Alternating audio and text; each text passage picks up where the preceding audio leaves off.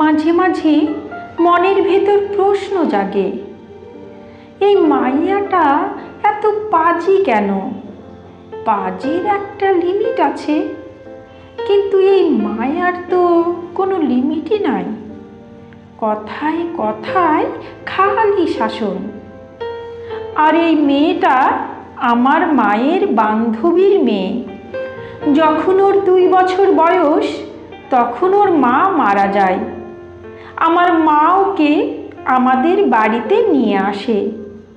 সেই থেকে এখন পর্যন্ত আমাদের বাড়িতেই আছে। আর ওর নাম নুসরাত। নুসরাত আমার থেকে বয়সে 3 বছরের ছোট, কিন্তু আমাকে তুই করেই বলে। আর আমার মাটাকে নিজের সম্পত্তি মনে করে। আর মাটাও আমার থেকে ওরে বেশি ভালোবাসে।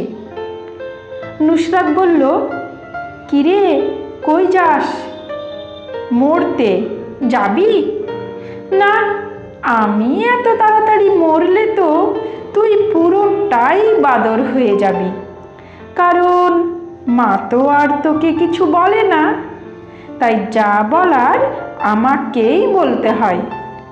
বুঝলাম, এখন আমি যাই।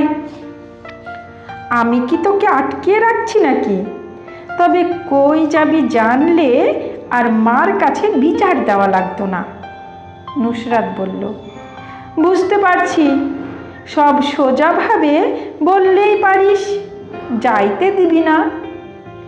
এই তো গুড বয়। বাইরে ওই ফালতু পোলাপাইনের সাথে আড্ডা মারতে যাওয়ার দরকার নাই। তোর যে বর হবে ওর কপালে কি আছে আল্লাহই ভালো জানে। আমার বরের চিন্তা তোরে করতে হবে না, তুই তোরটা চিন্তা কর। আমারটা নিয়ে আমারে চিন্তা করতে কই দিলি? আজকে একজনের সাথে দেখা করার কথা ছিল, কিন্তু তুই সব কিছুতেই পানি দিয়া দিলি। নুসরাত বলল, আহারে, তোর চিন্তা তো আমি জানি। তোর চিন্তা তো খালি ওই ফালতু মেয়েগুলার পেছনে দৌড়ানো। মন খারাপ করে বাসায় থাকতে হলো। ডাইনি একটা, সব কাজে নাক গলাবে। বিকালবেলা আম্মু এসে বলতেছে, ওই নুসরাতকে নিয়ে একটু বাজারে যেতে হবে তোর। ওর নাকি মাথা ব্যথা, তাই ওর হালকা ঔষধ নিয়ে আসিস। আর সাথে কিছু কেনাকাটা করতে হবে, কালকে মেহমান আসবে। যেই বলা সেই কাজ, ডাইনিটাকে বাজারে নিয়ে যেতে হলো। তোর মাথা ব্যথা কমেছে নাকি ঔষধ কিনা লাগবে? নুসরাত বলল, তুই জানিস আজকে কিসের কেনাকাটা করতে আসছিস? না, কালকে আমাকে ছেলে পক্ষের লোক দেখতে আসবে। বুকের মাঝে একটা ব্যথা অনুভব করলাম।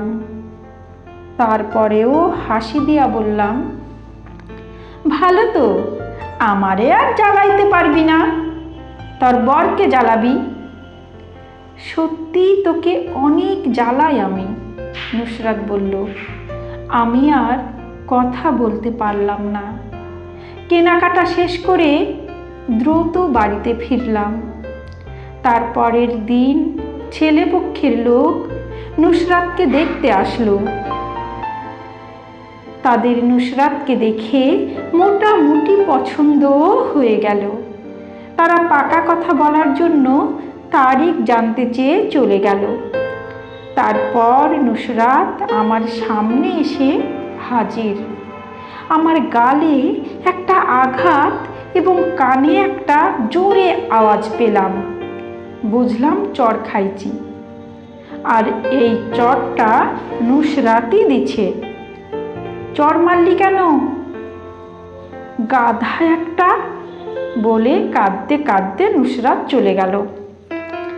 বিকালবেলা ছাদে ওঠার পর দেখলাম ছাদের এক কোণে বসে নুসরাত কাঁদতেছে। কিরে, কাঁদিস কেন? চড় মারলি আমারে, আবার নিজে কাঁদতেছিস কেন? নুসরাত রেগে বলল, কারণ ভালোবাসি তোকে। বলেছিস কখনো আমারে? গাধা, মেয়েরা কখনো বলে? তুই তো জানতি আমি তোকে ভালোবাসি। তুই তো জিজ্ঞেস করতে পারতি। অভিমানী নুসরাত বলল, তা পারতাম, তবে ভয়তে বলি নাই, যদি আম্মুর কাছে বিচার দিতি তাই। নুসরাত বলল, বিয়ে করবি আমায়? করতে পারি, যদি আপনি করে বলিস। অবুঝ নুসরাত বলল, বিয়ে করবেন আমায়? স্বপ্নের পরী যদি বাস্তবে প্রপোজ করে, তাকে না করা কি সম্ভব? নমস্কার, এই রোমান্টিক গল্পটি লিখেছেন অভিমানী লেখক। কণ্ঠে আমি রোজি।